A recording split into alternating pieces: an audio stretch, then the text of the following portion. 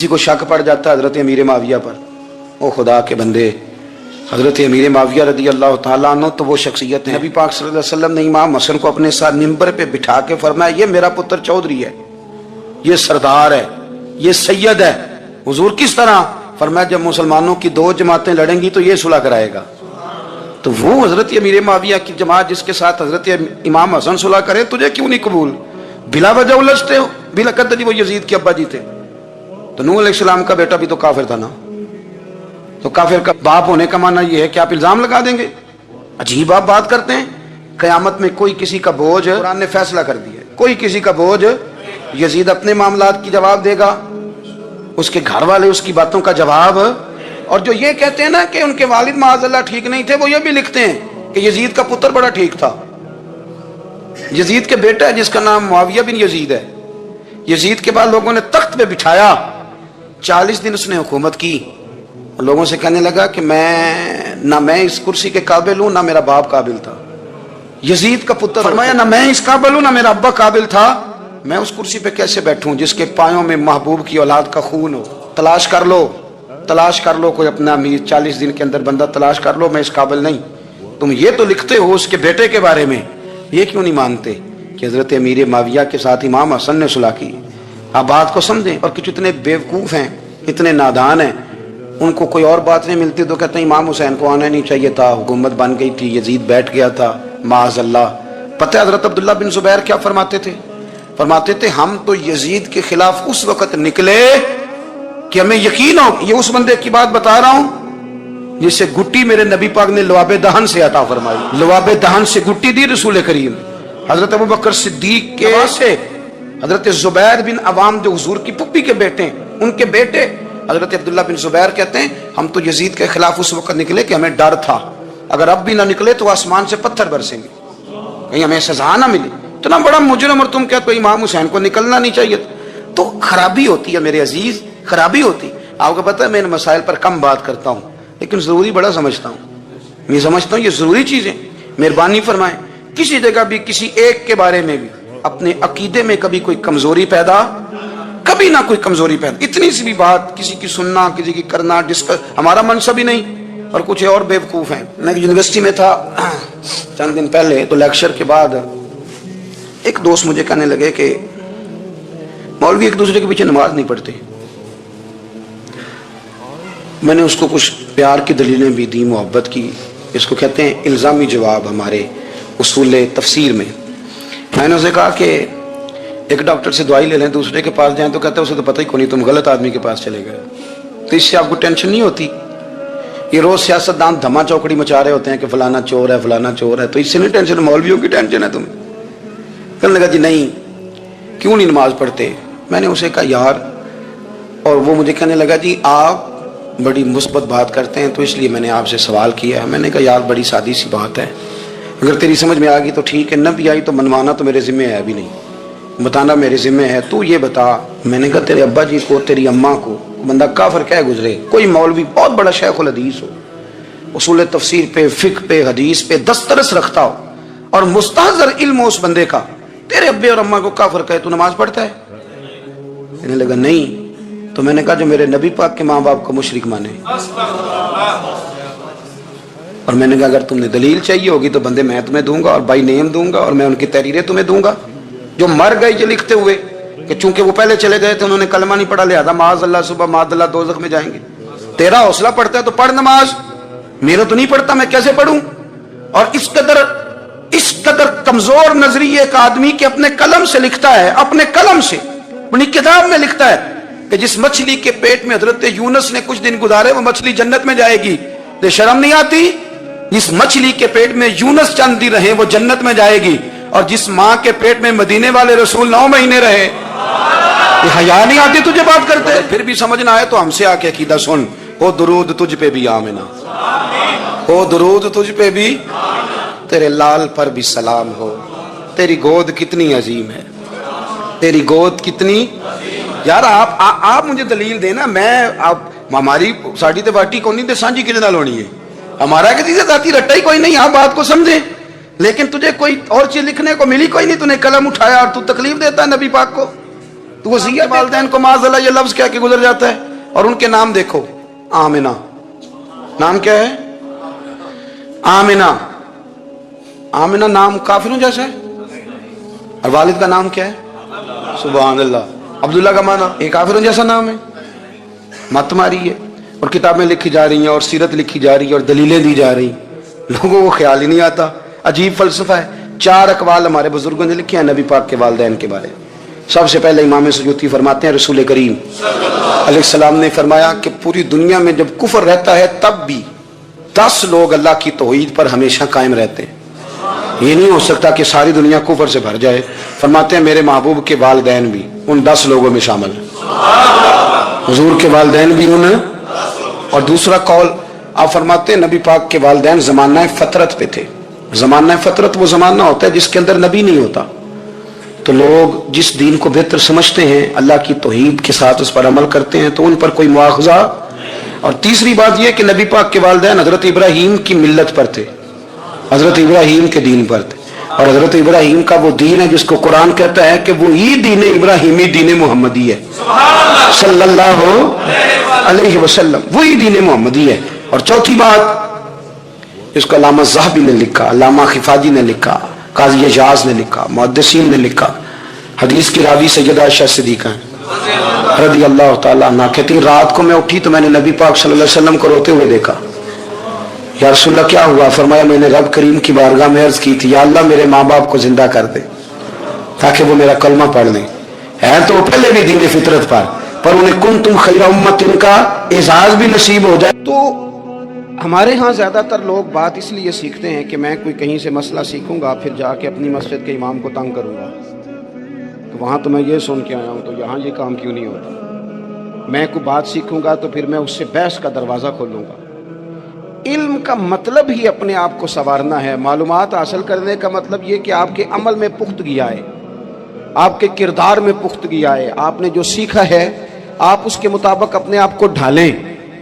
مسلم شریف میں موجود ہے نبی پاک صلی اللہ علیہ وسلم نے دعا مانگی ہے اے اللہ میں اس علم سے تیری پناہ مانگتا ہوں جو علم تو ہو پر نفع والا نہ ہو. جس بندے کے علم نے اسے نفع نہیں دیا, وہ کچھ سیکھ نہیں سکا اس سے, تو اس کا علم کسی کو کیا نفع دے گا جب خود سے اس نے. اور صوفیاء کرام تو فرماتے ہیں کہ جو لوگ بڑی معلومات حاصل کر لیں, بڑی باتیں سیکھ لیں, پنچایت میں کسی کو بولنے نہ دیں, گھر میں کسی کو بولنے نہ دیں. بہت سارے لوگ تو علماء کو بھی مشورہ دیتے ہیں بڑی باتیں کرے, لیکن عمل کے لحاظ سے بندہ زیرو ہو تو اہل دل فرماتے ہیں اس کی صحبت سے بچو. اسے بڑا پتہ ہے, بڑی باتیں آتی ہیں, بڑی باتیں آتی ہیں, بڑی باتیں کرتا ہے, لیکن گفتگو کی حد تک تو بہت بڑا ہے, عمل کے معاملے میں صفر ہے. بہت سارے لوگ مسجد کے حجرے میں میٹنگ ہو رہی ہوتی ہے اور وہ لمبی لمبی دلیلیں اور مشورے دے رہے ہوتے ہیں, نماز کا ٹائم آ جائے تو اٹھ کے چلے جاتے ہیں, کہتے ہیں میں اپنے محلے دی مسجدیں پڑھنی ہے. کئیوں کو کام یاد آ جاتا ہے.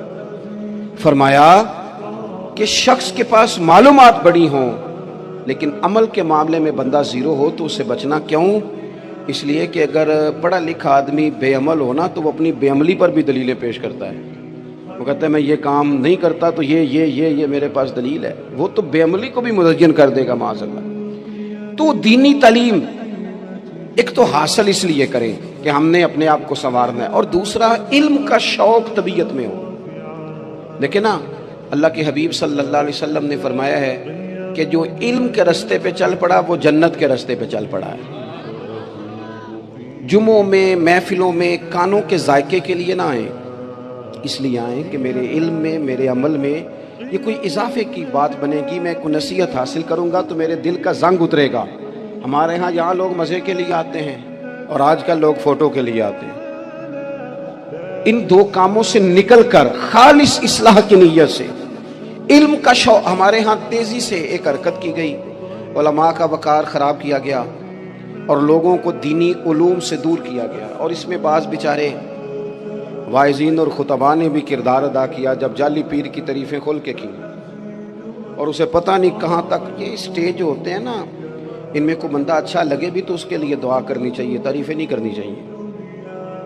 تعریفیں اس کا کوئی فائدہ نہیں ہے اس کو. اس بندے کو تو دعا کا فائدہ ہے, اگر آپ کو اچھا لگ رہا ہے تو اسے دعا دیں, اس سے زیادہ کچھ نہیں کریں.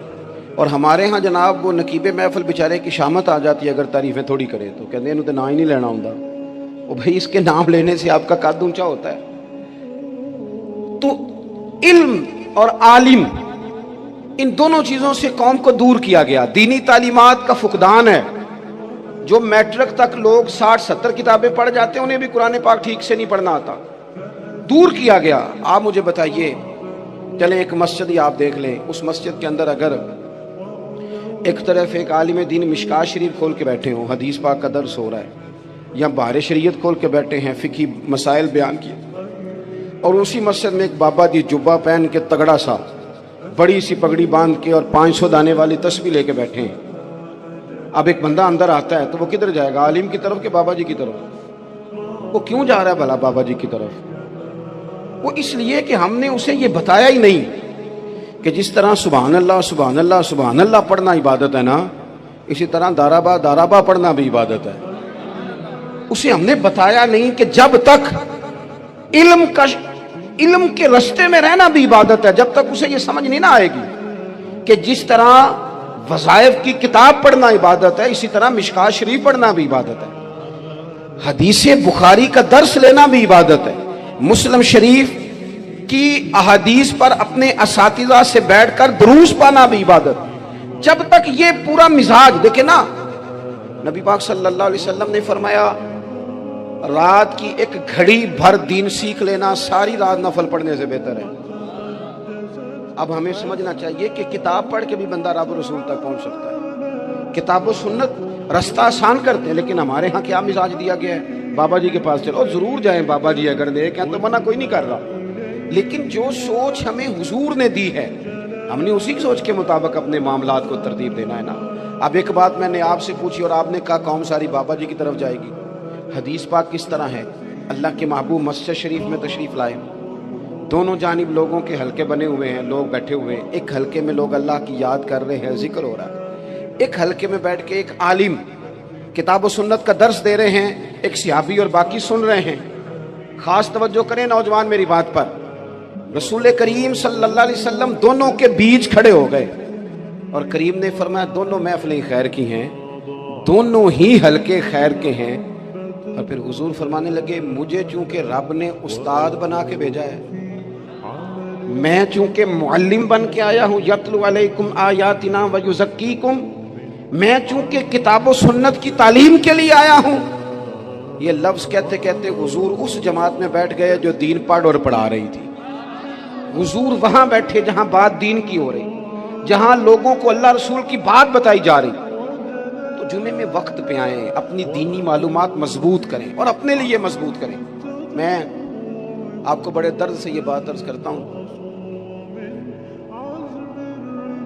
اگر دن میں 100 لوگ مسئلہ پوچھتے ہیں نا شریعت کا، تو ان میں 95 لوگ وہ ہوتے ہیں جو طلاق کا مسئلہ پوچھتے ہیں. والد صاحب نے، بیٹی کے والد صاحب نے 2 مہینے پہلے آرڈر دیا ہوتا ہے فرنیچر کا. بیٹے کی شادی ہو تو مہینہ پہلے شیروانی والے کو بھی کہنا پڑتا ہے، گاڑیاں بک کرانی پڑتی ہیں، میرج ہال بک، یہ سارے لوازمات ہم کرتے ہیں. سارا کچھ کیا، گاڑی سے گھر بسنا ہے، میرج ہال سے بسنا ہے، فرنیچر سے بسنا ہے. ہم نے سارا کچھ ان کو بتایا، لیکن کاش 2 گھنٹے بچی کسی معلمہ کے پاس جاتی، بچہ کسی استاد کے پاس جاتا، نکاح طلاق کے مسئلے بھی سیکھتے. میں دعوے سے کہتا ہوں اگر ہمیں پتہ چل جائے کہ 3 طلاقیں اکٹھی نہیں دینی چاہیے، کیونکہ دے دیں تو ہو جاتی ہیں، اگر ہمیں سمجھ آ جائے کہ نہیں دینی چاہیے، یہ مسئلہ بیان ہو، اور یہ والے مسئلے ہم محفلوں میں بھی نہیں بیان کر سکتے، اس لیے کہ لوگ کہیں گے مسئلہ تو وہ بیان کریں گے، اس پہ نعرے لگیں گے. آپ قوم کو یہ کیا بتا رہے ہیں؟ یہ تو چھوٹا عالم بتاتا ہے معاذ اللہ اس طرح کی باتیں، تو بڑی بڑی کوئی نقطے کی بات بتائیں. وہ جس طرح ہمارے ہاں وہ 1 گھنٹہ پہلے نہیں کہتے تگڑے ہو جو میں جملہ دینے لگا، پتہ نہیں جملہ آ رہا ہے کہ ایٹم بم آ رہا ہے، تیار ہو جاؤ جو میرا جملہ ضائع نہ کرنا، ادھر بھاگ کے چلا گیا ادھر بھاگ کے آ جاؤ. اللہ جانے وہ جس طرح کبھی لگتا ہے نا پٹاری سے، اللہ جانے کیا نکلے گا. میں جملہ دینے لگا ہوں تو میں کہتا ہوں تو آرام سے بیٹھ کے بھی جملہ دے دے، تیرے جملے سے کیا نکلے گا. اور تو جملہ نہ دے، ہمیں کوئی آیت دے، تو جملہ چھوڑ ہمیں کوئی حدیث پاک سنا. یعنی ہر نقیب، ہر خطیب، ہر نعت خواہ اٹھ کے کہتا ہے سارا قرآن ہی حضور کی تعریف ہے. اور بھئی اگر سارا قرآن حضور کی تعریف ہے تو چند آیتیں پڑھ دے پھر تو بھی. تو نے پڑھی تو ایک بھی نہیں اور تو کہتا جا رہا ہے سارا قرآن ہی حضور کی تعریف ہے. یہ والی تعریف بھی تو سنانا قوم کو, جو یہ بچے ان کے استاد انہیں سکھا رہے ہیں اور یہ سیکھ رہے ہیں, اس طرف بھی تو سفر کریں. تو میرے عزیز, اگر لوگوں کو مسائل کا پتہ چلے تو سینکڑوں گھر بچ جائیں تباہ ہونے سے, بڑے بڑے گھر بچ جائیں. لیکن مسائل نہیں آتے. میرے پاس مسئلہ پوچھنے کے لیے کچھ لوگ آ گئے تو 4-5 سال کا بچہ بھی تھا جس کے والد نے غصے میں اپنی بیوی کو 3 طلاقیں دی تھی. وہ چھوٹا سا بچہ, کپڑے بھی پھٹے پرانے, اور حالت بتا رہی تھی کہ غریبی ہے. وہ جب میں نے مسئلہ بتایا کہ 3 طلاقیں ہو گئی ہیں تو واپس جانے لگے, تو بچہ مجھ سے کہتا ہے, دیہاتی آدمی تو کہنے لگا, مولوی صاحب میری اماں تے نانی کہنی سن پوچھ کے آئی آپ کہ ہن اسی علیحدہ علیحدہ ہی رہنا ہے. تو اس بچے کی نونہال کی وہ کیفیت دیکھی تو میں رو پڑا. میں نے کہا یار یہ بچہ بیچارہ ماں باپ کے ہوتے ہوئے یہ یتیموں جیسی زندگی گزارے گا کیونکہ باپ نے طلاق دے دی. کس طرح مسائل نہیں بتائے لوگوں کو, تعلیم سے آگاہی نہیں کیا. اور اس میں بہت بڑا ظلم ہے ان لوگوں کا بھی جو جنازے پہ کھڑے ہو کے تو کہہ دیتے ہیں, میری طرح کے لوگ اچھے علماء کی بات نہیں کرتا, وہ کہہ دیتے ہیں دیکھو جی لوگوں کو جنازہ نہیں آتا. بھئی آپ نے کس دن عشاء کے بعد کلاس لگائی تھی جنازہ سکھانے کی؟ یہ تو آپ نے کہہ دیا لوگوں کو قرآن جی ٹھیک نہیں آتا. تو یہاں تو بیچاری بیبیاں جن کو صحیح پڑھنا نہیں آتا وہ مشن بنا لیتی ہیں کہ میں نے اتنے 100 کو قرآن پاک پڑھانا ہے, بیوہ ہو گئی ہوں, طلاق یافتہ ہو گئی ہوں, ساری زندگی قرآن پڑھاؤں گی. ہم کیوں یہ مشن نہیں بناتے, کیوں اس طرف سفر نہیں کرتے؟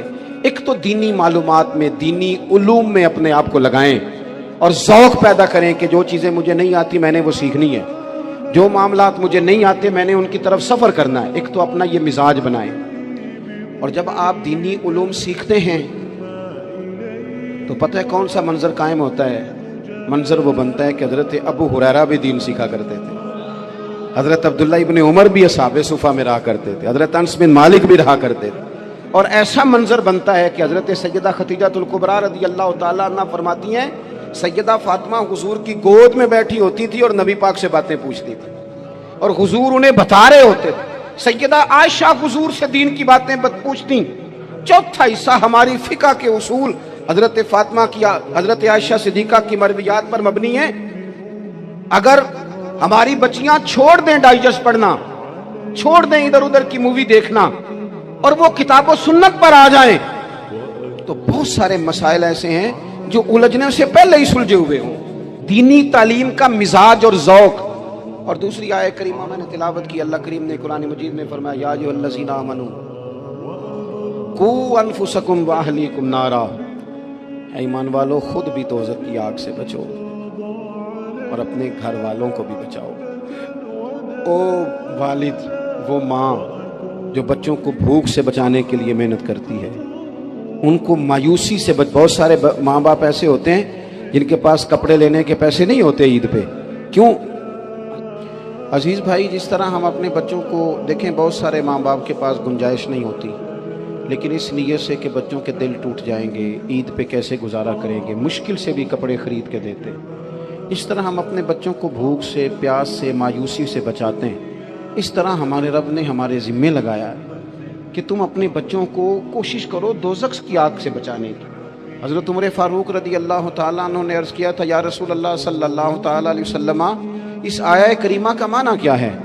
تو محبوب کریم علیہ السلام نے فرمایا, عمر, جن چیزوں کا اللہ تمہیں حکم دیتا ہے تم اپنے گھر والوں کو ان چیزوں کا حکم دو. جن چیزوں سے رب رسول تمہیں منع کرتے ہیں اپنے گھر والوں کو ان سے روکو. اپنے گھر کے اندر نفاذ دین کرنے کی کوشش کرو. میرے بھائی, بہت زیادہ آزمائش ہے ہمارے گھروں میں, بے چینیاں ہیں, اضطراب ہے, بچوں میں سختی ہے, بہن بھائی ایک دوسرے کے ساتھ لڑتے ہیں, مزاجوں میں تلخی آ گئی. کیوں بھلا؟ اس لیے کہ ماں باپ کو جو بہترین کردار اور جو حسین طریقہ گھر میں اپنانا چاہیے تھا, بچے تقریر باہر سے سنتے ہیں لیکن وہ فالو اپنے ماں باپ کو کرتے ہیں. اگر ماں باپ میں حوصلہ ہو, صبر ہو, اطمینان ہو, خودداری ہو, تھوڑے پر گزارا کرنے کا مزاج ہو. دیکھیں نا, آج ڈپریشن ہے, ٹینشن ہے, پینکس اٹیکس ہیں, بڑی ساری چیزیں آ گئی. کیوں بھلا؟ صبر نہیں, تحمل نہیں, بردباری نہیں. آزمائے. ایک دن ایک بچہ میرے پاس آ گیا مدرسے کا اور آ کے وہ رونے لگا. میرے گھر والے کہنے لگے کھانا چھوڑ دیں, پہلے اس کی بات سن لے. میں نے کہا پتر کیا ہوا, کسی نے مارا ہے کسی استاد نے؟ کہنے لگے نہیں حضرت, घर फोन किया था तो मेरी अम्मा और अब्बा की लड़ाई हो रही है। बच्चा कांप रहा है, टांगे कांप रही हैं। मैंने कहा क्या गया तुम्हें पुत्र, लड़ाई हो रही है तो घरों में हो ही जाती है। कहने लगे नहीं, आपको पता नहीं, वो बड़ा सख्त लड़ते हैं। मेरे वालिद जब मेरी वालदा को मारने के लिए आगे बढ़ते हैं तो हम सारे चारपाइयों के नीचे छुप जाते हैं, हमें खौफ आता है, वो मंजर खतरनाक होता है। ये कौन तकलीफ दे रहा है अपने बच्चों को? यहां बैठे, हमारे यहां मीलों दूर रहते थे उसके घर वाले, तो वो तकलीफ में था, तो घर में क्या कैफियत होगी? अगर हौसला हो, सब्र हो, कनात हो, अल्लाह के दिए हुए थोड़े रिस्क पर हमें राजी रहना आता हो, हमारे घरों में सुकून आए, इत्मीनान आए, हम जो जिंदगी बड़ी खुशी खुशी गुजार सकते हैं, हमारे मिजाजों का लालच, हमारी तबीयतों की बेराह रवी, हमारी झूठी अना का बुत, उन सारी चीजों को खत्म कर देता है। अपनी जिंदगी के अंदर अगर हम वो किरदार अपने बच्चों को दें, जिस किरदार में मोबाइल भी हो, जिसमें गाड़ी भी हो, जिसमें पैसे भी ला के अब्बा दराज में रखता हो, लेकिन वालिद का घर में मुसल्ला भी मौजूद हो, उसकी कोई तस्वीर भी हो, वो ये भी कहता हो कि खुदा ने अपने फजल से आज 5,000 दिया है तो इसमें 1,000 गरीबों का भी है, इसमें थोड़ा सा मैंने अल्लाह की रिजा के लिए भी रखा है। अगर कोई मुश्किल आ जाए तो वो बाप और माँ को सब्र करता हुआ देखते हो, अगर एक बात करे तो दूसरा बर्दाश्त करता हो। खुदारा अपनी औलादों को इस अजियत का शिकार ना करो। अपने घरों के अंदर वो खुददारी, वो प्यार, वो वकार, वो मोहब्बत, वो अंदाज। आप थके हुए हैं, कोई शक नहीं, आप बहुत सारे मसाइल का बाहर शिकार होंगे, कोई शक नहीं, लेकिन आप बाहर से थक के आए हैं। और अगर आप बाहर अपनी फैक्ट्री के मालिक हैं और दफ्तर के बड़े हैं तो घर में भी तो आप बड़े हैं ना। आपकी माँ भी तो इंतजार कर रही है, उसने भी तो दुखड़ा सुनाना है ना आपको। आप ये देखिए कि आपके बच्चे भी तो इंतजार कर रहे हैं, वो चाहते हैं कि अब्बा आके बैठे तो हम उनके सीने पे चढ़ के थोड़ा खेलें।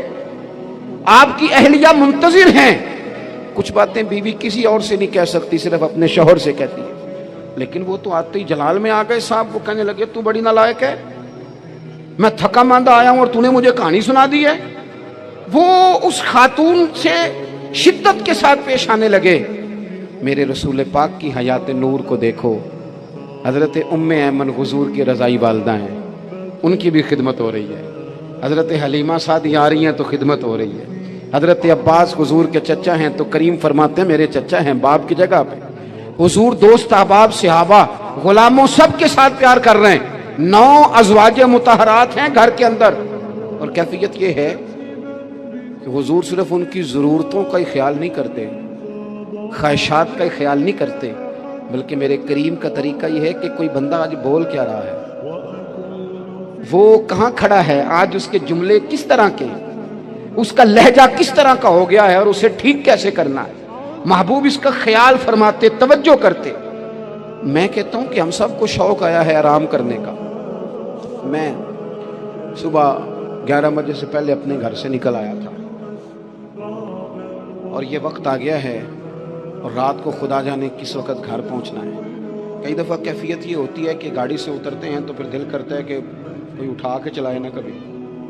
इसके बावजूद बहुत सारे लोग नाराज़ रहते हैं कि हमसे मिल के नहीं गए, फ़ोटो नहीं खिंचवा के गए, फलानी जगह चाय नहीं पी के गए। ये तसलसल है।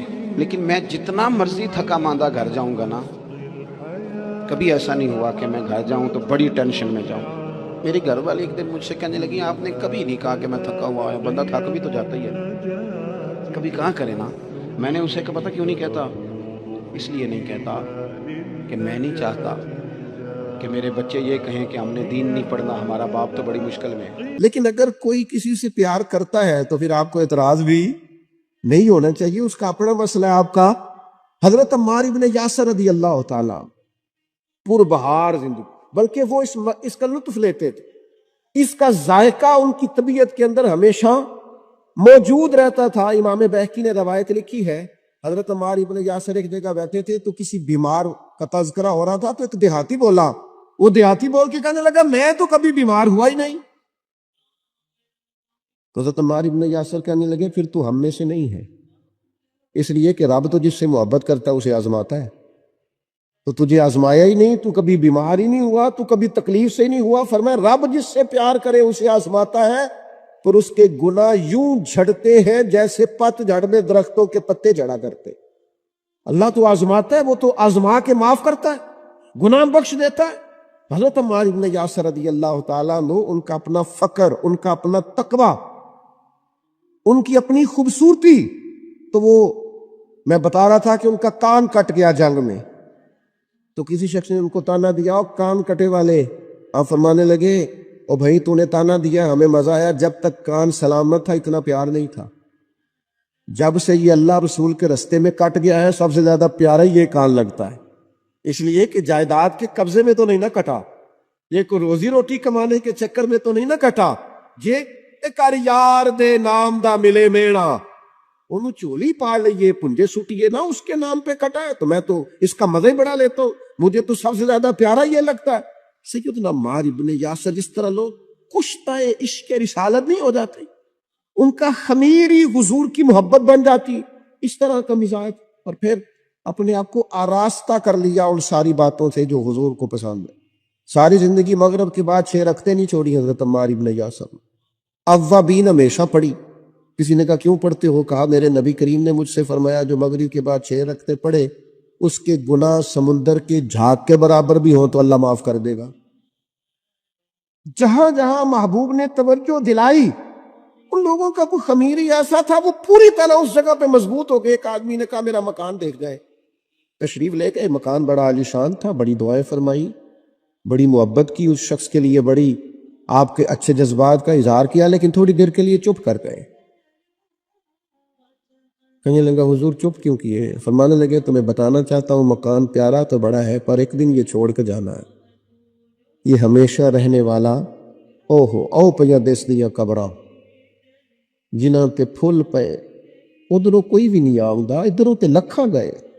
ایک دن اسے چھوڑ کے ایسے موقع پر توجہ دلائی, آخرت کی طرف ذوق بنایا کہ ہر شخص کا دل نرم ہو.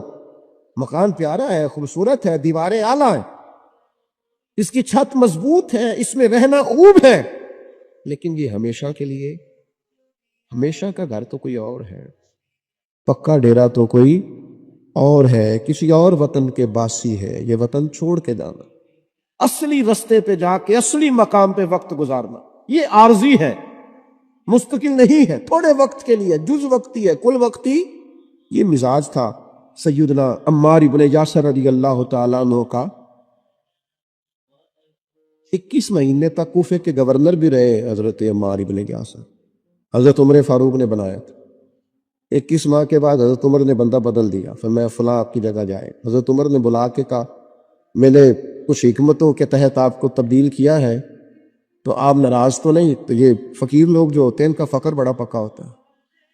یہ جو لوگ تقوی والے ہوتے ہیں نا, ان کے دل کی کیفیت عہدوں سے, پیسوں سے, خوشامدوں سے جڑی نہیں ہوتی. سیدنا عمر کی بارگاہ میں عرض کرنے لگے, کہنے لگے امیر المومنین میں وہی عمار ابن یاسر ہوں.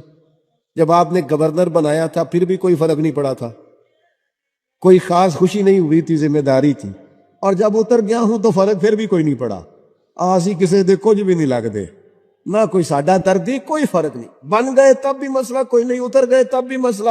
کیوں؟ اس لیے کہ جو شان انہیں حضور کی بارگاہ سے ملی ہوئی تھی وہ کسی عہدے کی محتاج نہیں تھی. جناب فاروق اعظم کا دل بھی ٹھنڈا ہو گیا بات سن حضرت عمار ابن یاسر. اور پھر ایک اور ان کے اندر عادت تھی, یہ آج کی میری گفتگو کا آپ نے یہ ایک حصہ ضرور یاد رکھنا, حضرت عمار ابن یاسر جیسے جلیل القدر آدمی سے یہ ضرور آپ نے بات سیکھنی ہے.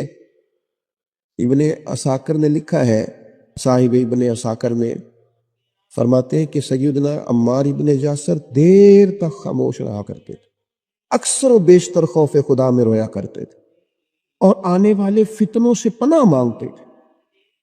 فتنے نہ کہیں گھیر لیں, آزمائش نہ ہو, اور دیر تک خاموش رہتے, دیر تک. یہ الگ بات ہے خاموش کھڑے رہتے ہیں, پھر بھی جو لوگ بڑے ہیں وہ بڑے رہتے ہیں. دیر تک ہم اپنا آپ بتانا, اپنا آپ ذکر کرنا, بلا وجہ چھلکنا, اور بعض وزادار اور قابل قدر لوگوں کے سامنے کچھ ایسے معاملات کرنا جس سے طبیعت کا چھچورا پن باہر آئے, یہ وزادار لوگوں کی علامت. دیر تک کھڑے رہتے, دیر تک خاموش رہتے, دیر تک ان کی طبیعت لگی رہتی. سیدنا عمار ابن یاسر رضی اللہ تعالیٰ عنہ. پھر آپ حیران ہوں گے, کہ حضرت عمار ابن یاسر رضی اللہ تعالیٰ عنہ کے ساتھ لوگوں کا رویہ کیسا تھا. ہر شخص ان سے پیار کرتا, ہر شخص کے دل میں ان کے لیے محبت جاگتی, ہر ایک ان کے لیے وارفتگی اپنے دل میں محسوس کرتا. نبی رحمت صلی اللہ تعالیٰ علیہ وسلم نے پیار کیا تو یوں لگا جیسے حضرت عمار ابن یاسر کو جاگ گئی محبوب ہو گئے. جدھر جاتے محبتیں, پیار, خلوص. حضرت عمار ابن یاسر رضی اللہ تعالیٰ عنہ شہید ہوئے جنگ صفین میں مولا علی کا دفاع کرتے ہوئے. حضرت عمار ابن یاسر رضی اللہ تعالیٰ عنہ آپ اندازہ کریں, کچھ نے 91 سال عمر لکھی ہے, میں بتا چکا ہوں, کچھ نے 93 سال لکھی ہے, کچھ نے 94 سال عمر لکھی. اس عمر میں بھی خود میدان میں اترے. اسلام نہ فعال زندگی کو پسند کرتا ہے. یہ نوجوان جو موبائل لے کے بیڈ ریسٹ کرتے ہیں, نہیں, بڑھاپے میں سمجھ آئے گی کہ بیڈ ریسٹ کے نقصان کتنے. یہ ان کو بلاؤ نہ, آواز نہ دو, کوئی کام نہ کہو, سوتے کو جگاؤ نہ. میں تھوڑے دن پہلے ایک نوجوان سے میں نے کہا, کہنے لگے جی مطلب یہ کہ اب آرام بھی نہ کوئی کرنے دے تو کیا کریں. تو میں نے کہا میرے بھائی سنو, اللہ بڑا پیار کرتا ہے نا بندے سے, سب سے زیادہ رب بھی پیار کرتا ہے نا. وہ بھی کہتا ہے سویرے اٹھ, بڑی تجھے نیند آئی ہے, اٹھ پہلے نماز پڑھ. اور آواز کیا آتی ہے مسجد سے, الصلاۃ خیر من النوم, نماز نیند سے. اللہ پیار کرتا ہے نا. تو پھر آپ کی فلسفے کے مطابق تو آپ کو کہنا چاہیے تھا آرام کر, لیکن وہ کہتا ہے اٹھ کوئی کام کر, وضو کر, پھر ظہر پڑھ, پھر عصر پڑھ, پھر مغرب, پھر عشاء, پھر روزے, پھر حج. جد و جہد, ہمت, کوشش. جو لوگ وی آئی پی جاتے ہیں نا حج کرنے کے لیے, بڑے مہنگے ہوٹل میں رہتے ہیں, کھانا کا بعد کوئی نہیں جاتا ان کے کمرے میں, حالات وہی پڑتا ہے. ایک ہی صف میں کھڑے ہو گئے محمود و یاز, نہ کوئی بندہ رہا نہ کوئی بندہ نواز. فعال زندگی گزارے, سست نہیں, کاہلی نہیں. یہاں بیٹھ گئے, وہاں لیٹ گئے, وہاں موبائل لیا ہوا ہے, مجھے تنگ نہ کرنا. آپ کام کریں گے زندگی میں, آپ انقلاب لائیں گے. جو چلتا ہوتا ہے نا, چلتا, وہ پانی پاک ہوتا ہے, اور جو ٹھہر جائے وہ پاک نہیں رہتا. باہمت, جد و جہد, کوشش, آخری دم تک لڑنا. جیتنا ضروری نہیں, لڑنا آخری دم تک جد و جہد رہے, تازگی رہے, کوشش رہے, ہمت رہے. میں نے آپ کو اپنے حضرت صاحب قبلہ عالم رحمۃ اللہ علیہ کی بات سنائی تھی. میرے حضرت صاحب فرمایا کرتے تھے, زمین کے اوپر کام, نیچے جا کے آرام. اوپر کام کرے, محنت کرے, وہ جاگنا ہے جاگ لے, افلاک کے سائے تلے, پھر حشر تک سوتا رہے گا خاک کے سائے تلے. تھوڑی نیند کر لیں, تھوڑا کھانا کر لیں, تھوڑا آرام کر لیں, لیکن مہربانی کریں. یہ جو زندگی ہے نا آرام پسندی والی, یہ زندگی بڑی تکلیف دہ. اس میں بڑے کام رہ جاتے ہیں. بندے کے ذمہ جو ذمہ داریاں ہوتی ہیں وہ رہ جاتی. فعال, جد و جہد, کوشش, ہمت. بالکل آخری وقت کا سیدنا عمر فاروق کا زخم لگا ہے, خون بہ رہا, تو حضرت عمر رضی اللہ تعالیٰ عنہ, آخری وقت ہے, کچھ دیر کے بعد وصال ہو گیا. ایک نوجوان آپ کے سامنے سے گزرا تو اس کا پجامہ یا تام ٹخنوں سے نیچے تھا. تو بخاری شریف میں موجود ہے, وہیں بول کے بستر علالت پر سیدنا عمر فرمانے لگے, او بھائی یہ ٹخنے ننگے کر لے, یہ میرے نبی کی سنت ہے. اس وقت تک یعنی لے سجنا سا توڑ ہی نہیں بھائی, قبر تک جانے تک ان لوگوں نے تبلیغ دین کا, اشاعت دین کا, پیغام دین کا فریضہ سر انجام دیا. آپ غور کریں, حضور مدینہ طیبہ تشریف لائے. اب پیار کرنے والا ہر آدمی ہی قابل اکرام ہوتا ہے. محبتوں کا خراج ہمیشہ انسان کو قرضدار رکھتا ہے. میرے جیسے چھوٹے آدمی سے جب لوگ پیار کرتے ہیں تو اپنی گردن جھکی ہوئی نظر آتی ہے کہ بوجھ زیادہ ہے, اس قابل نہیں ہے جتنی محبتوں کا سامنا. تو اب سب محبت کرنے والوں کی دل جوئی کرنا, ان کے معیار پر پورا اترنا, ان کے معاملات کو دیکھنا, یہ آسان کام نہیں ہوتا. کسی درویش نے کہا تھا میں دوست تھوڑے بناتا ہوں, اس لیے کہ دوست زیادہ ہوں تو حقوق بھی زیادہ ہوتے ہیں. تو میں اتنی وسعت نہیں رکھتا کہ میں سب کے حق ادا کر سکوں. نبی پاک علیہ السلام مدینہ طیبہ تشریف لائے تو ہر آدمی کی خواہش ہے حضور میرے گھر آئے, حضور میرے گھر آئے. اور جو بھی وہاں عرض گزار ہے اور پیغام دے رہا ہے, سب کے سینے بھی کھلے ہوئے ہیں, دل بھی کھلے ہوئے ہیں, آنکھیں پلکیں فرش راہ کیے ہوئے, ہر آدمی منتظر ہے. کہ محبوب میرے گھر میں اب بڑا امتحان ہے، کس طرح کر کے سب کی چاہتوں کا جواب دیا جائے؟ تو یہ ذرا دیکھیے اس انی لاقبی محبوب کی حکمت اور دانائی۔ محبوب فرمانے لگے بھی میری جو اونٹنی ہے نا یہ معمور من اللہ ہے، میں گویا خود نہیں فیصلہ کرتا میں نے کہاں جانا ہے، جہاں اونٹنی بیٹھ جائے گی میں مہمان بن جاؤں گا۔ انداز دیکھیے، نبی پاک علیہ الصلوۃ والسلام نے نا اونٹنی کی لگامیں اس کی گردن پر ڈال دیں، اب وہ اونٹنی چلتی جا رہی ہے، تھوڑی آگے جا کے ایک جگہ وہ بیٹھ گئی، لیکن اس کے بیٹھتے ہی حضور اترے نہیں، محبوب بیٹھے رہے۔ ابھی سرکار کی اونٹنی پوری طرح بیٹھی نہیں تھی، پھر اٹھ کے کھڑی ہو گئی، اور تھوڑا سا آگے چلنے کے بعد حضرت ابو ایوب انصاری کے دروازے کے سامنے بیٹھ گئی، اور وہ اس طرح بیٹھی کہ اس طرح جم کے بیٹھی کہ اس نے اپنی گردن بھی بچھا دی۔ جب اطمینان سے اونٹنی بیٹھ گئی، نبی کریم اترے، جناب ابو ایوب انصاری رضی اللہ تعالیٰ عنہ کے گھر میں جلوہ فراز ہوئے۔ یہ وہ دانائی تھی میرے کریم محبوب کی، وہ حکمت تھی کہ کسی محبت کرنے والے کو اعتراض کیا ہونا تھا، سب کا قربان ہونے کو دل کر رہا تھا۔ ہمارے ہاں تو 4 بچے ہوتے ہیں اور ہم کسی ایسی دانائی کا مظاہرہ ہی نہیں کرتے کہ ان کے اندر برابری کر سکیں، ہم اس سمجھ بوجھ کا لحاظ ہی نہیں کرتے۔ ہمارے ایک استاد تھے تو وہ اکثر کہا کرتے تھے، جن کو پڑھانے کی ڈیوٹی لگاتے ان سے کہا کرتے تھے کسی طالب علم سے چڑ نہ جانا، اسکول کے، کالج کے، مدرسے کے کسی بچے سے چڑ نہ جانا، تم اگر کسی سے چڑ گئے تو اس کا مستقبل خراب ہو جائے گا، اس لیے کہ تم ذاتی اناد پال لو گے، بچہ بڑا لائق ہے لیکن تمہارا فرما بردار نہیں، تم چڑھ گئے ہو، تم بات بات پہ ڈانٹتے ہو، بالآخر وہ ساری تباہی ہو گئی، بدگمان ہو گیا۔ نبی پاک علیہ الصلوۃ والسلام امی ہیں، لیکن یہ میرے محبوب کی نبوت کی اعلیٰ دلیل ہے کہ اللہ تعالیٰ نے محبوب کو حکمت، تدبر، دانائی، ہم دانا نہیں ہوتے، شعور نہیں رکھتے، فہم و فراست کا۔ وہ عارف رومی کہتے ہیں کہ ایک شخص بادشاہ تھا، اس نے خواب دیکھا، خواب میں دیکھا کہ اس کے سارے دانت ٹوٹ گئے۔ اس نے ایک معبر کو بلایا، تعبیر کرانے والے کو، اس سے کہا اس کی تعبیر کیا ہے؟ اس نے کہا جناب اس کی تعبیر یہ ہے کہ آپ کے سارے رشتہ دار آپ کی زندگی میں فوت ہو جائیں گے۔ اب وہ بادشاہ اتنا ناراض ہوا، اس نے تعبیر کرنے والا بھی قتل کروا دیا۔ اس نے کہا وہ بھی کوئی زندگی ہے جس میں نہ بھائی ہو، نہ بہن ہو، نہ بچے ہو، نہ بیوی ہو، نہ ماں ہو، نہ باپ ہو، مروا دیا۔ ایک اور آدمی تعبیر کرنے والا تھا پر وہ دانا بھی تھا، اس کو بلایا اور بلا کر بادشاہ نے کہا میں نے خواب دیکھا ہے، خواب میں میرے سارے دانت ٹوٹ گئے، تعبیر بتائے۔ تو کہنے لگا بادشاہ مبارک ہو، اس کی تعبیر یہ ہے کہ اللہ تعالیٰ خاندان میں سب سے لمبی عمر آپ کو عطا فرمائے گا۔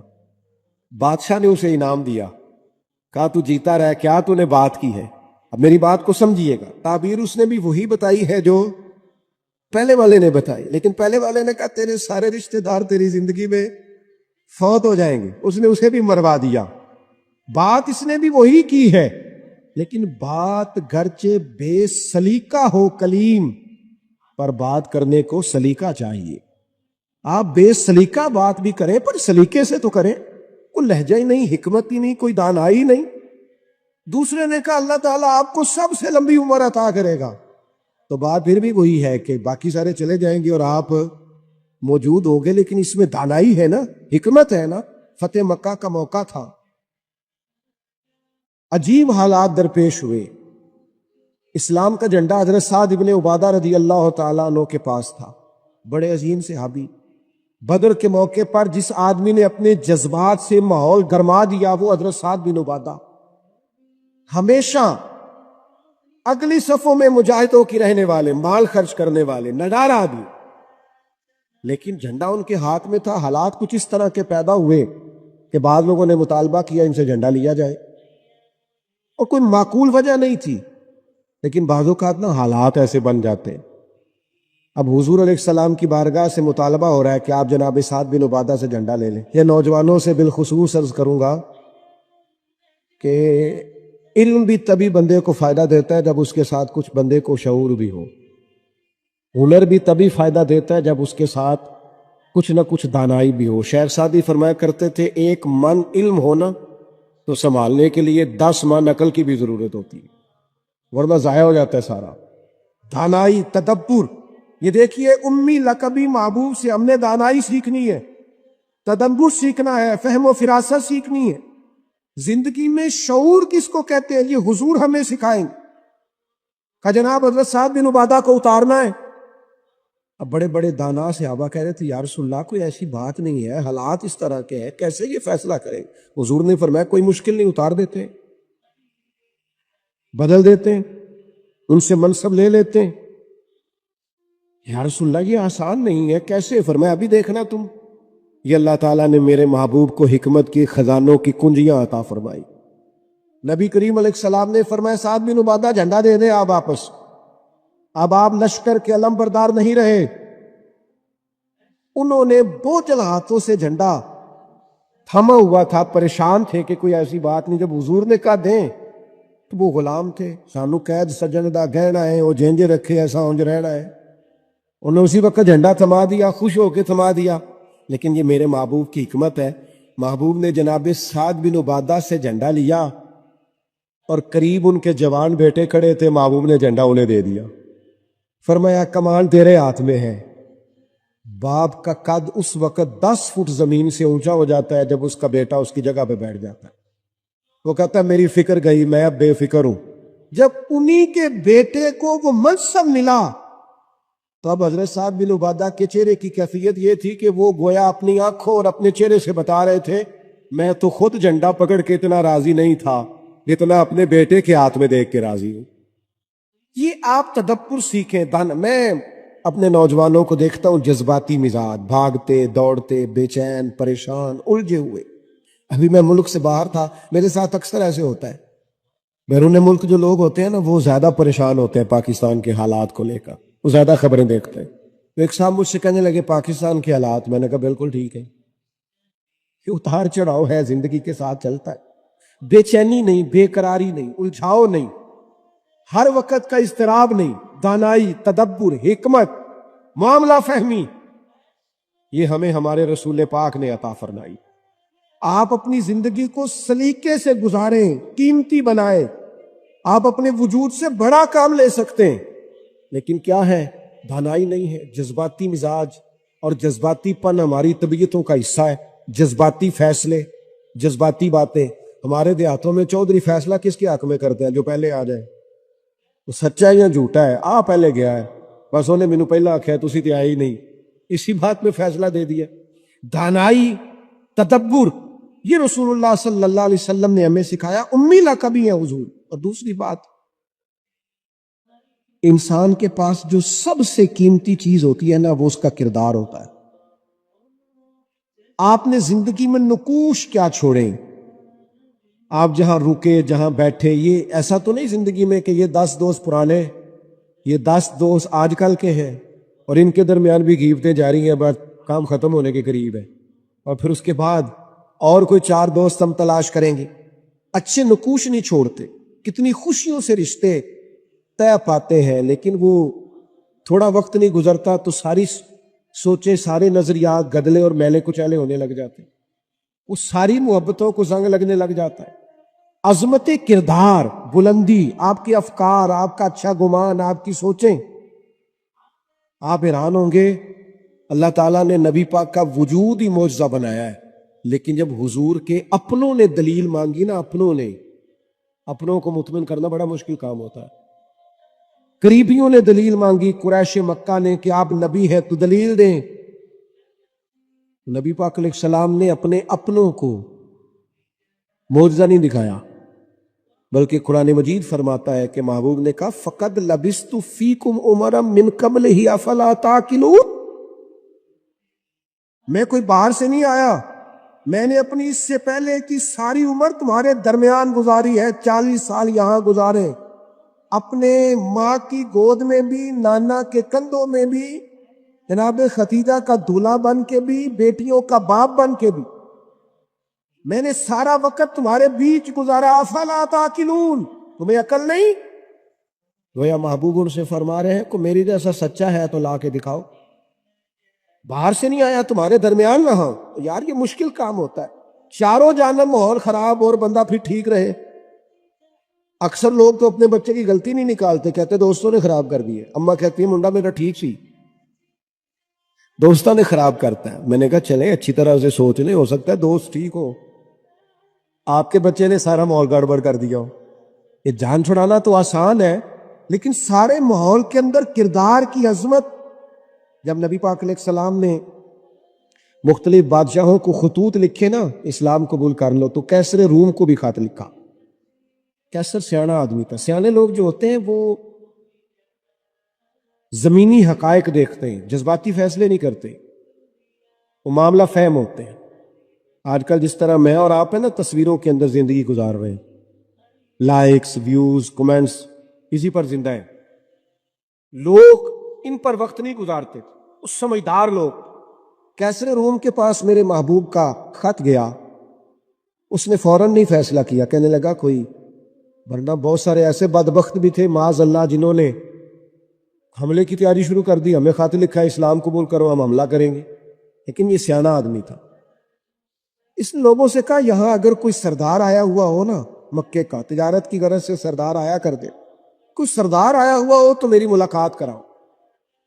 جناب ابو سفیان ابھی مسلمان نہیں ہوئے تھے, اور ہر جنگ میں قریش مکہ کی لیڈ وہ کرتے تھے. وہ ان دنوں وہاں گئے ہوئے تھے, تجارت کی غرض سے بلا لیا. اب کیسر نے سامنے کھڑا کیا. بخاری شریف سے لے کر کتب سیرت میں تمام جگہ کتب احادیث میں آپ کو الفاظ کے اختلاف کے ساتھ لیکن مفہوم ایک ہی ہے, یہ روایت ملے گی. کیسر نے سوال کرنے شروع کیے جناب ابو سفیان سے. پہلے پوچھا آپ کون ہے, کہ میں سردار ہوں. وہ رشتہ کہنے لگے جس محبوب نے آپ کو خط لکھا ہے میں رشتے میں چچا ہوتا ہوں. کہنے لگے بتائیے اس محبوب نے دعویٰ نبوت کیا ہے, ان کے خاندان میں ماضی قریب میں کسی اور نے بھی کیا ہے؟ کہا نہیں.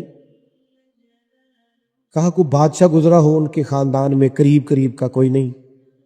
کہا یہ بتائیے ان کے ماننے والے امیر ہیں کہ غریب؟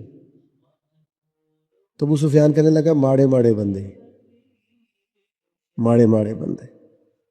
میں آپ مجھ سے ناراض نہ ہوئیے گا, لیکن محفل میلاد میں بھی ماڑے ماڑے بندے آتے ہیں. سیاسی سماجی لوگ بھی آتے ہیں کسی سے ادھاری ٹوپی لے کے. ان کا خیال ہوتا ہے چلو میلاد کی محفل کی بھی قیادت جلدی سے ہم لے لیں, جلوس بھی جلدی سے قبضہ کر لیں, کل کو ان لوگوں کو پاس بھی جانا ہے الیکشن کے دنوں میں. لیکن غریب لوگ. پر ہمارا حال یہ ہوتا ہے کہ جس کو 35 سال ہو گئے فجر کی اذان پڑھتے وہ بیچارہ میلاد کی محفل کی بھی صدارت نہیں کر سکتا. وہاں بھی جن کے ہاتھوں میں نوٹوں کی دتیاں اچھی ہوں ان کی سیٹیں اگلی ہوتی ہیں. یہ ذوق ٹھیک نہیں. یہ اس محفل کے وقار کے حق میں نہیں. یہ بات یہ بڑی بلند و بالا محفل ہے, اس کا معیار اور ہونا چاہیے. پوچھا سردار نے ابو سفیان بتائیے ماننے والے کون ہیں؟ کہ غریب. تو میں یہ بتاؤ تمہاری کبھی ان سے جنگ بھی ہوئی ہے؟ کہ ہوئی ہے. نتیجہ کیا نکلا؟ کہ کبھی ہم فتح یاب ہوئے کبھی وہ. کہنے لگا اچھا یہ بتائیں ان کے ماننے والے گھٹ رہے ہیں بڑھ رہے ہیں؟ ابو سفیان کہنے لگا جی بڑھ تو روز بروز رہے ہیں, اور نتیجہ خیز ہو رہی ہے دعوت. اس نے کہا اچھا یہ بتائیں جنہوں نے دعوی نبوت کیا ہے کیا کبھی انہوں نے جھوٹ بھی بولا ہے؟ ابو سفیان کہتے ہیں کہ میں 1 منٹ کے لیے سوچ میں مخالف تھا نا, مخالف رائے دے رہا تھا, لیکن میرے دل کے اندر سے آواز آئی معاذ اللہ میں انہیں جادوگر کہوں, شاعر کہوں, شاعر کہوں تو شاید کوئی شخص میری بات پر توجہ دے, پر نبی پاک نے جھوٹ بولا یہ تو مانے گا ہی کوئی نہیں. کہتے ہیں میں نے کہا بات بالکل سچی کرنی ہے. وہ میرے سامنے پیدا ہوئے, سامنے جوان ہوئے, سامنے ان کے بال سفید ہوئے, پر اس محبوب کی زبان سے جو بھی نکلتا ہے حق اور سچ ہی نکلتا ہے.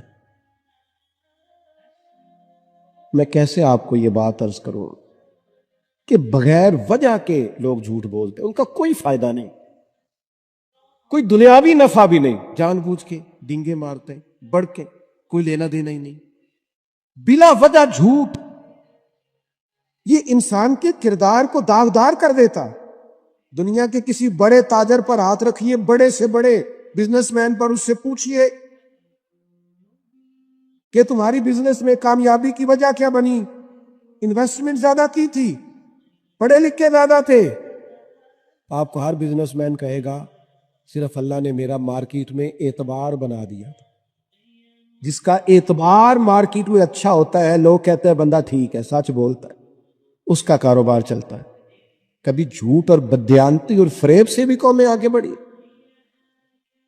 ابو سفیان کہتے ہیں مجھ سے پوچھا، ایک سوال یہ بھی تھا ان سوالوں میں کہ خاندان کیسا ہے، تو میں نے کہا خاندان تو قریشی اور ہاشمی ہے، اعلیٰ خاندان محبوب کا. تو کہتے ہیں میں نے کہا بادشاہ کو نتیجہ ہی دے، اتنے تو نے سوال کیے. تو کہنے لگا نتیجہ تو نکل آیا ہے. تم نے کہا ماننے والے غریب لوگ ہیں، تو نبیوں پر ہمیشہ پہلے غریب لوگ ہی مان لاتے ہیں. تم نے کہا ماننے والے بڑھ رہے ہیں، تو یہ ان کی صداقت کی دلیل ہے کہ ہر روز دعوت اور پیغام اور ماننے والے بڑھ رہے. تم نے کہا وہ اعلیٰ نسب ہے، تو نبی اللہ ہمیشہ اونچے خاندانوں میں بھیجا کرتا ہے. تم نے کہا انہوں نے کبھی جھوٹ نہیں بولا، تو سردار سچ بتانا، جو بندہ بندوں سے جھوٹ نہیں بولتا وہ یہ جھوٹ کیوں بولے گا کہ میں اللہ کا رسول بن کے آیا ہوں. نتیجہ تو نکل آیا. اسیر دشمن کی چاہ میں بھی، مخالفوں کی نگاہ میں بھی وہ امی ہے، صادق ہے، معتبر ہے، میرا پیغمبر عظیم تر ہے. کردار کی جو عظمت ہے نا، کردار کی، یار آپ کی اور میری زندگی کچھ اصول تو ہونے چاہیے، کچھ قاعدے، کچھ ضابطے. جدھر کی ہوا ہوئی ادھر کی ہو گئے. آج کل یہ نیا والا فیشن ہے، لہذا یہ اپنا لو. بھئی ہم کوئی ہوا کے دوش پہ ہیں، کوئی لوارث ہیں، اپنی کوئی تہذیب نہیں، تمدن نہیں، مزاج نہیں، طبیعت نہیں. یعنی جس طرح کا ماحول ہے اس طرح کے بن جاؤ. کردار میں کچھ قاعدے زندگی میں بنانے چاہیے، کچھ اصول وضع کرنے چاہیے، کچھ چیزیں طے کرنی چاہیے کہ مجھے ان حدود سے آگے نہیں بڑھنا. مومن کی اپنی ایک ذاتی شخصیت ہوتی، اس کا ایک اپنا رکھ رکھاؤ ہوتا، اس کی اپنی ایک وفاداری ہوتی. آپ جائیے اپنے بزرگوں سے ملیے، دیہاتوں کے لوگ کیا کہتے ہیں؟ وہ کہتے ہیں بس بھائی میں دوستوں کے ساتھ آتا جاتا تھا، گھومتا پھرتا تھا، اب یہ کام نہیں کرنا، اب میرے بیٹے کو میرا جوتا پورا آنے لگ گیا ہے، اب مجھے وفادار ہونا ہے. میں کیسے اپنی ملت کے نوجوانوں کو سمجھاؤں کہ تو گھٹنوں تک اگر اپنا لباس آدھا کر لے تو پتہ نہیں تیری کتنی کو گرمی کم ہو جاتی ہے، اور کس قدر زیادہ آسودگی اور آسانی محسوس کرتے ہو. حالانکہ گھر میں بہنیں ہیں، بیٹیاں ہیں، ماں ہے. دیکھیے ایک اپنی وفاداری بھی ہونی چاہیے، اس کے کچھ قاعدے، ضابطے، اٹھنا بیٹھنا، اصول بھی ہونے چاہیے. نبی کریم صلی اللہ تعالی علیہ وسلم کی عظمت کردار کا یہ عالم تھا کہ عرب شریف کے اندر کنواری عورتیں بڑی ہی شرم و حیا والی ہوتی تھی. لوگ مثال دیتے کہ تو کنواری لڑکی کی طرح شرم و حیا والا. قربان جائیں سیدہ طیبہ طاہرہ حضرت عائشہ صدیقہ رضی اللہ تعالیٰ عنہ فرماتی ہیں نبی پاک علیہ السلام عرب کی کنواری لڑکیوں سے بھی زیادہ حیا والے تھے.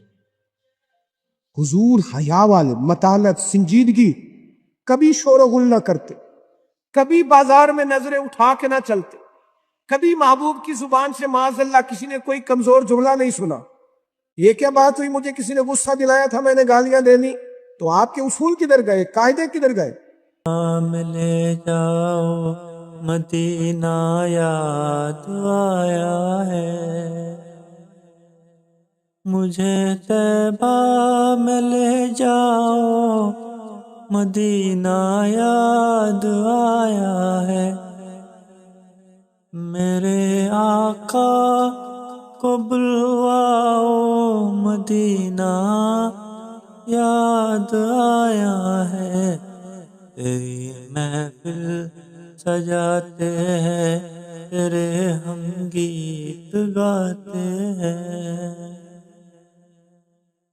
تیری محفل سجاتے ہیں، تیرے ہم گیت گاتے ہیں، شرع محفل چلے آؤ مدینہ یاد آیا ہے، مجھے طیبہ میں لے جاؤ مدینہ یاد آیا ہے،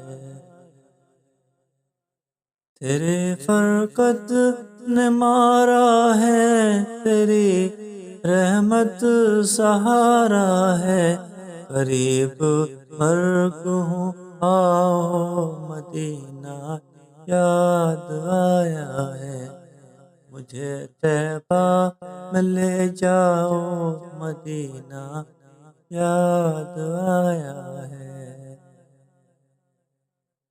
چلے ہیں قافلے طیبہ اکیلا چھوڑ کر مجھ کو،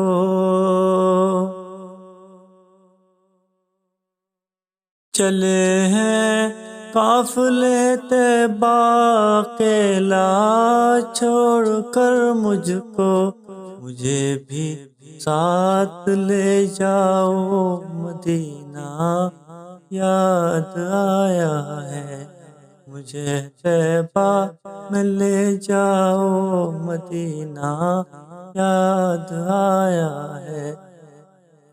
میری میت کو لے جانا مدینے پاک میں یارو، مجھے طیبہ میں دفناؤ مدینہ یاد آیا ہے۔